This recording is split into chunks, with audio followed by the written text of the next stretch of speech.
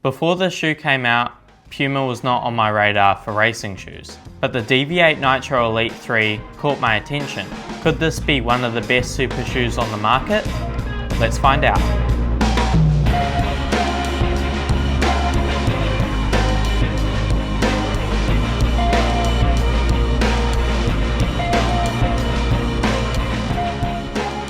Hello everybody, my name is Casey Atkinson and I'm an 18-year-old runner who reviews shoes here on YouTube.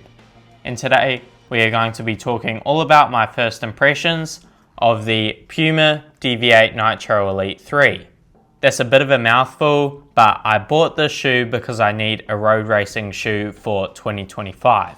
I usually get one super shoe per year, and this year I've chosen the Nitro Elite 3. This review will mainly be based off my experience with my previous two super shoes, the Nike Vaporfly 2 and the Saucony Endorphin Elite.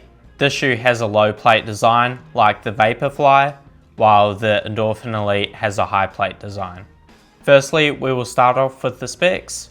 We have 40mm in the heel, which is right on the World Athletics legal racing limit, and an 8mm drop giving us 32 in the forefoot. This is pretty standard for a shoe of this nature and is the same as shoes like the Nike Vaporfly and the Saucony Endorphin Pro. At 205 grams or 7.23 ounces, this is one of the lightest racing shoes on the market. Anything in and around 200 grams is very competitive in terms of weight. Now for the overview, we have an engineered mesh upper called Ultra Weave, which apparently has a 4-way stretch. I'm not quite sure what this means because the upper isn't stretchy. Nevertheless, it is very thin and lightweight. Inside the upper is these strips called power tape, which is to provide structure and strength. This year for the Elite 3, the Nitro foam has changed from the industry standard PEBA foam to an aliphatic TPU.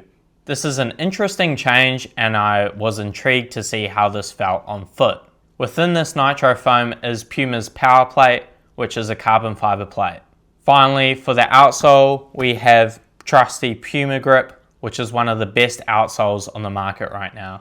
Puma Grip is renowned for its traction and durability, and I don't think this has changed in this shoe. Now, what was my experience like running in the Deviate Nitro Elite 3? And yes, this is a very viable race shoe. Before this dropped, Puma wasn't on my radar at all for a racing shoe, but when this came out, there was a lot of praise on the internet, which caught my attention. The main change that put them on the map was this new formula of Nitro foam. In previous years, they had a PEBA foam, which wasn't all that impressive, but this year they changed it to an aliphatic TPU. This is not a popular compound to use, but it seems like it's working quite well for them. The experience that I had from this compound is that it is quite firm and responsive. Don't expect this shoe to be soft and squishy because it isn't. It feels like it's more geared towards 5K to half marathon distances. With the 8mm drop, it doesn't have a massive volume of foam and doesn't feel that tall. It feels more like a fast shoe aimed at quicker turnover. The firmer foam with the low plate design makes me think that this shoe will excel at road race distances under half marathon. The foam doesn't feel super airy, and when I put this shoe on for the first time, I wasn't blown away. I still think that the Vaporfly 2 is better because of the Zoom X foam, as it is super bouncy. The Nitro Elite 3 doesn't give you speed for free like other racing shoes. I think this shoe will feel best when you've tapered for a race, had a good training block, your muscles are fresh and your ankles are strong. This is where I think the shoe will excel and reward you. On the other end, I think that this shoe will feel the worst when you're feeling tired and not that good. What I'm trying to say is that the shoe will reward you if you stay disciplined and have good form throughout the race.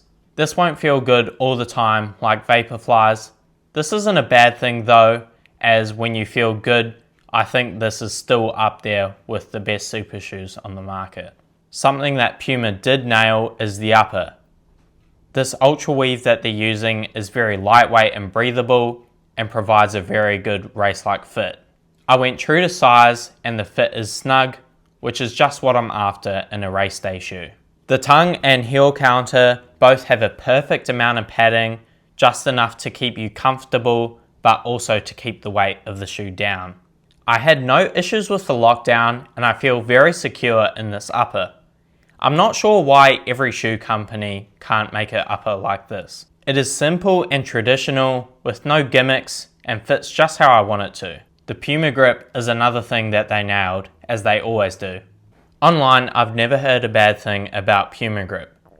Everyone says that this has superior traction and this shoe is no different. I experienced no slipping at all and felt confident going around corners, so I have no complaints here.